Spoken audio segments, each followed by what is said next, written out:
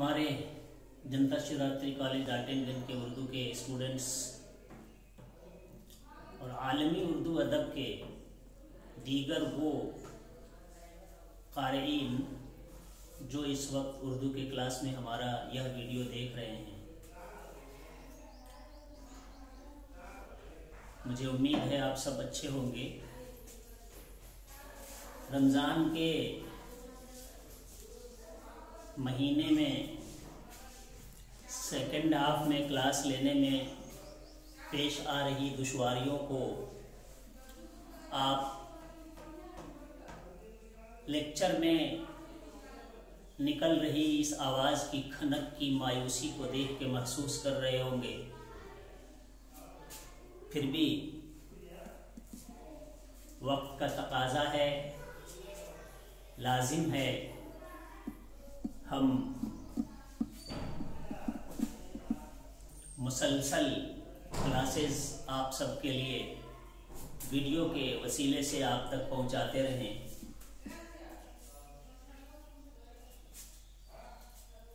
इस सिलसिले की कड़ी में पहला लेक्चर जो पिछला हुआ, अफसानवी और गैर अफसानवी नस्र। अगर आप सब लोगों ने अफसानवी और गैर अफसानवी नस्र के पहले वीडियो को आपने देखा है तो फिर उसके आगे बढ़ें। जिन लोगों ने उसे न देखा हो उनसे मेरी गुजारिश है कि वो इस वीडियो से पहले इब्तदाई मरहले में पिछले रोज़ लिए गए क्लास के उस वीडियो को आप ज़रूर देखें। टॉपिक यही है, अफसानवी और गैर अफसानवी नस्र 1। आज का उसका यह दूसरा सिलसिला, अफसानवी नस्र और गैर अफसानवी नस्र 2। मैं यह बता दूं,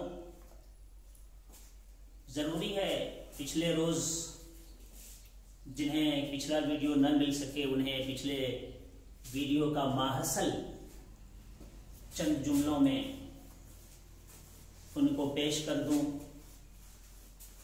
अफसाना कहानी को कहते हैं, चाहे छोटी कहानी हो या छोटी कहानी हो। और गैर अफसानवी मतलब जो कोई कहानी नहीं पेश करता। अफसानवी नस्र को अंग्रेजी में फिक्शन और गैर अफसानवी नस्र को नॉन फिक्शन कहते हैं। अफसानवी नस्र के दायरे में यूं तो जो चीजें आती हैं उसकी वजाहत की गुंजाइश नहीं, फिर भी यह बता दें कि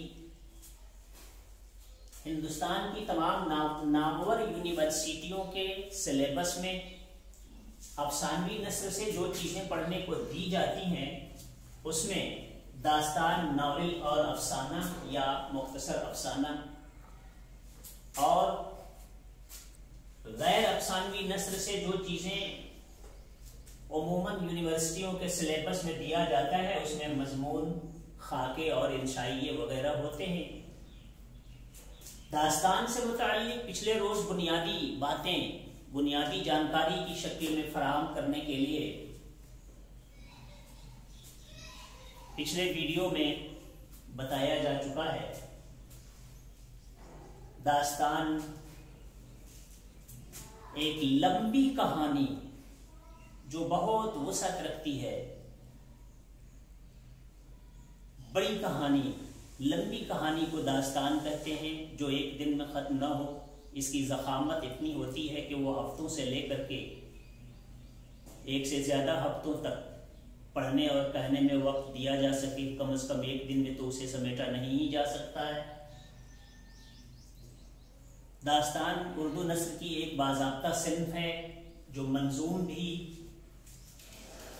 तारीर किया जाता है और मंसूब भी। दास्तान जो कहानी है वो नावल और अफसाने से बहुत हद तक अलग, कुछ इस तरह अलग के इसके किरदार जो हैं आम लोगों से, समाजी जिंदगी में जीने वाले आम लोगों से अलग हुआ करते हैं। जैसे शहजादे, शहजादियां,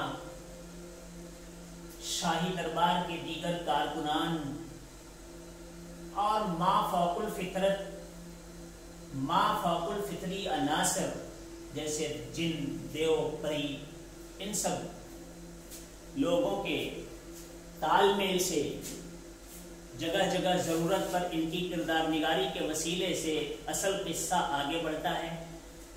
और असल किस्से को आगे बढ़ाने के लिए उसमें मददगार शक्ल में उसकी मदद के लिए कोई ज़िम्नी कई छोटी छोटी कहानियां, कई छोटे छोटे किस्से भी होते हैं जो असल किस्से को आगे बढ़ाते हैं। वजाहत से दास्तान निगारी पर जब क्लास लिया जाएगा उसमें आगे और तफसीली गुफ्तगू मैं फराहम कराने की कोशिश करूंगा। अफसानवी नस्र, फिक्शन के दायरे में आने वाली दीगर सिंफों में से दास्तान के बाद अब मैं बताता हूं नावल के सिलसिले में। नावल भी नस्र की शक्ल में लिखी जाने वाली कहानी है। अब यह सवाल पैदा होता है कि जब यह भी कहानी है, नावल भी और दास्तान भी, तो दोनों ही कहानी है। दास्तान लंबी कहानी है, तो जब लंबी कहानी दास्तान है तो छोटी कहानी अफसाना या मुख्तसर अफसाना है, तो फिर नावल क्या है? नावल कहीं दास्तान ही का दूसरा नाम तो नहीं, या अफसाने को ही दूसरे शक्ल में कहीं नावल तो नहीं कहा जाता? ऐसा नहीं है।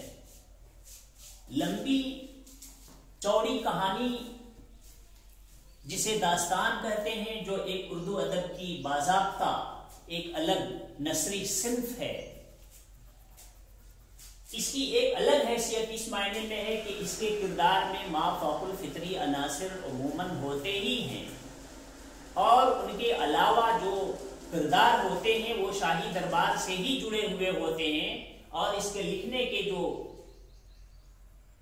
पैराए बयान के सिलसिले में कहा जा सकता है कि वो मुतअय्यन है। इसके अज्जाए तरकीबी में हमदनात, मनकबत, मनाजात और उसके बाद मदहे हाकिम, उसके बाद तारीफ शेर व सुखन, तब जाकर असल किस्सा शुरू होता है। जबकि नावल में ये तमाम चीजें इब्तदा से लेकर के असल किस्सा से पहले तक की जो तमाम चीजें बयान की गई, तरतीब के जो अज्जा हैं वो बिल्कुल नहीं होते।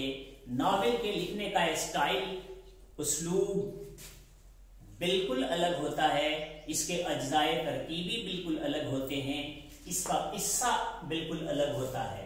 दास्तान का जो किस्सा होता है वो इंसानी जिंदगी से अलग किसी दूसरी दुनिया की कहानी जैसी होती है, जबकि नावल का असल किस्सा किसी इंसानी और समाजी जिंदगी से लिया गया होता है। नावल में नावल निगार फलसफे हयात की शक्ल में समाज के जिस मसले को पेश करके उसको तारीखी हैसियत अता करने की कोशिश करता है, उसके लिए जो तरीका अख्तियार करता है लिखने का, वो नावल, वो दास्तान से भी अलग होता है और अफसाने से भी अलग होता है। कुछ लोगों का कहना है कि अफसाना छोटी कहानी है और नावल कई छोटी छोटी कहानियों का मजमूआ है। एक नुक्ते नजर से अगर देखें तो किसी हद तक इस बात में सच्चाई भी है कि नावल में कई छोटी छोटी कहानियां होती हैं, लेकिन नावल और अफसाने का सबसे बुनियादी फर्क यह है कि अफसाने में छोटी छोटी कहानियां जो बयान की जाती हैं वो किसी इंसानी जिंदगी या किसी समाजी जिंदगी या और किसी हालात और वाकयात से रिलेटेड जो भी बयानात अफसाना निगार उसमें अपने अपने अफसानों में दर्ज करता है, वो जिंदगी के किसी एक वाकये का बयान एक अफसाने में किया जाता है। इंसानी जिंदगी के किसी भी मरहले का हो, इंसानी जिंदगी के किसी खास हादसे का हो, इंसानी जिंदगी के किसी खास वाकये का हो, जिस किसी चीज का जिक्र अफसाना निगार करना चाहता है वो इंसानी जिंदगी के किसी खास एक ही वाकये का जिक्र एक अफसाने में किया जाता है। जबकि नावल में अफसाने की तरह इंसानी जिंदगी के एक वाकये का जिक्र नहीं होता, बल्कि इंसान की पूरी जिंदगी बयान की जाती है नावल में। इस तरह से उसे मुख्तसर अफसानों का मजमूआ कहा तो जा सकता है, लेकिन इसमें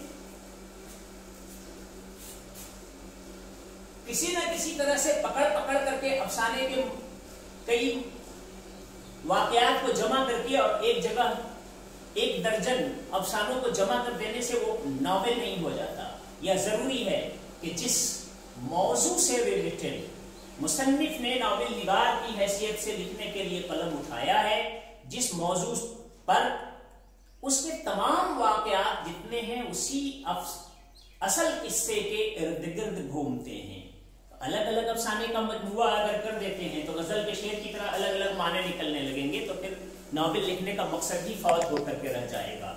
नावल निगार के लिए अफसाने की तरह और न ही दास्तान की तरह जो यह तयशुदा मामला है कि दास्तान में इश्किया चीजें ही बयान की जाएंगी, जबकि नावल में ऐसी बात नहीं है। अफसाने में किसी एक वाक़े का जिक्र किया जाएगा, जबकि नावल में ऐसी बात नहीं है। ये सब चीजें ऐसी हैं जो किसी न किसी तरह से या हर हाल में नावल को दास्तान से भी अलग करते हैं और अफसाने से भी अलग करते हैं। नावल के लिखने के लिए नावल निगारों ने और नक्कादों ने जो तरीक़ा बयान अख्तियार किया है, उसके लिए जो तरतीब देने का जो स्टाइल तय किया है, जो उस्लूब तय हुआ है, उसके सिलसिले में ये मुकम्मल फैसल अम्र है कि उसे इस फॉर्म में लिखा जाएगा। नावल के लिए जरूरी है नावल का पहले प्लॉट तैयार हो जाएगा, उसके बाद किरदार, उसके बाद मुकालमा निगारी, उसके बाद मंजर निगारी, उसके बाद फलसफे हयात बयान किया जाएगा। नावल के जो अज्जा हैं आप देख कर महसूस कर सकते हैं, जैसा मैंने पिछले रोज बताया था। इसके जो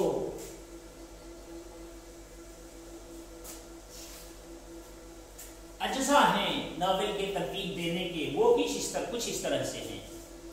पहले नावल लिखने के लिए एक प्लॉट तैयार किया जाएगा। प्लॉट क्या कहते हैं, किसे कहते हैं?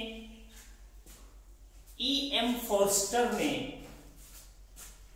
किसी जमाने में कहा था कि प्लॉट नावल के रीढ़ की हड्डी है।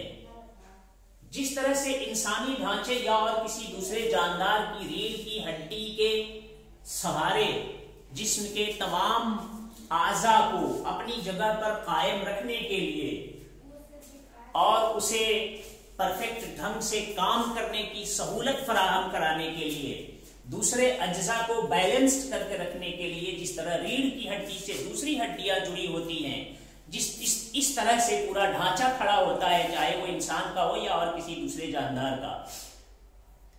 इंसान के जिस्म का ढांचा हो या किसी जानवर के जिस्म का ढांचा हो, इसमें रीढ़ की हड्डी का जो रोल होता है वही रोल नावल के लिए रीढ़ की हड्डी की शक्ल में प्लॉट का होता है। नावल निगार पहले नावल लिखने से पहले एक प्लॉट तैयार करता है। दरअसल वो नावल का एक खाका होता है, स्केच होता है, डाटा होता है, उसका ढांचा होता है, जैसे रीढ़ की हड्डी इंसानी जिस्म के ढांचे की शक्ल में बैलेंस बना के खड़ा रहता है। और उसी प्लॉट के सहारे तमाम किस्से एक दूसरे से गुथे हुए मुंसलिक होकर सिलसिलावार तरतीब देकर किस्से को लेकर के आगे बढ़ते हैं। और इन किस्सों को आगे लेकर के बढ़ने के लिए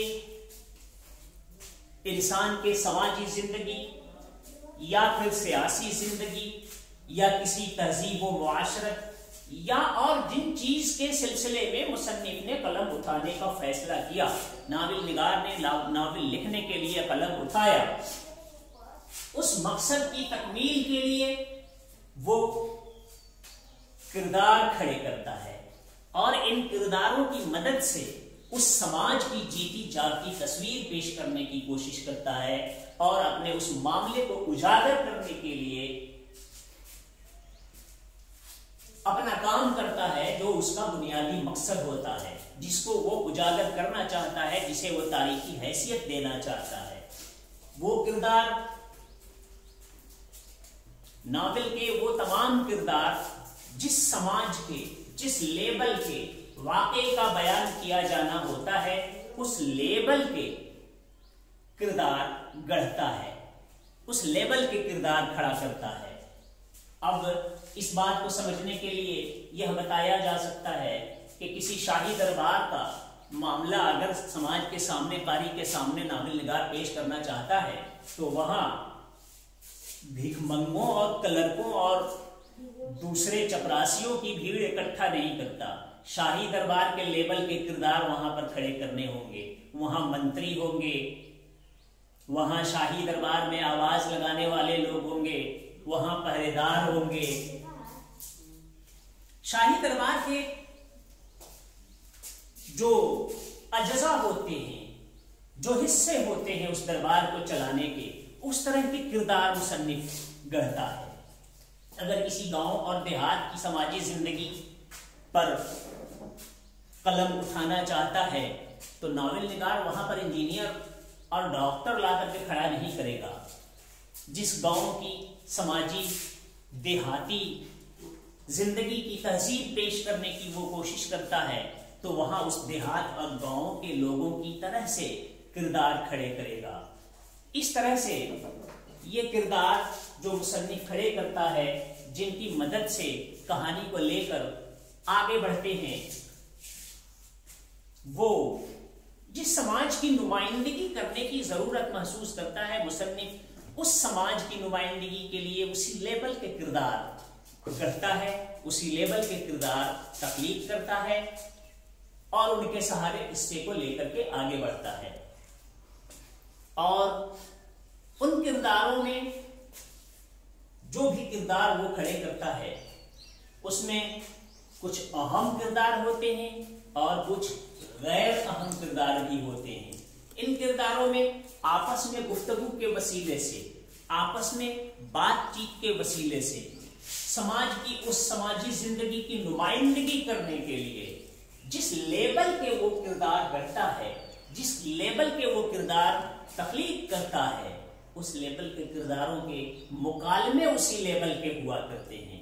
अब हिंदुस्तानी समाज की देहाती और गांव के किसानों की जिंदगी की नुमाइंदगी करने के लिए जब वो किरदार गढ़ेगा, तो उससे इंग्लिश में बात कराना मुनासिब नहीं समझेगा, उससे कोई ना कोई हिंदुस्तानी जबान में ही बात कराएगा। अगर पंजाब के समाज की नुमाइंदगी करनी होगी, तो जाहिर है कि पंजाब के समाज की नुमाइंदगी, पंजाब के किसानों की और मजदूरों की समाज की नुमाइंदगी करने के लिए बंगालियों को खड़ा नहीं करेगा, बल्कि पंजाबी जबान में उन लोगों से बात कराएगा।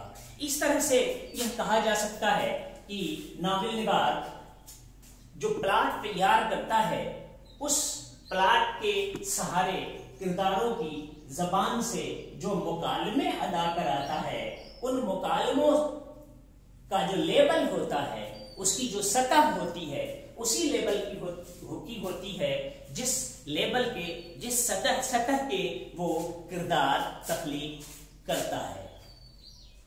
अगर किसी अंग्रेज अफसर से हिंदुस्तानी समाज में आकर बात करने की बात अगर की जाएगी तो वो किसी हिंदुस्तानी से ज्यादा खूबसूरत हिंदी या उर्दू नहीं बोल सकेगा। या तो उससे वो तोतली हिंदुस्तानी में बात कराएगा या फिर वो अंग्रेज अफसर इंग्लिश में बात करेगा।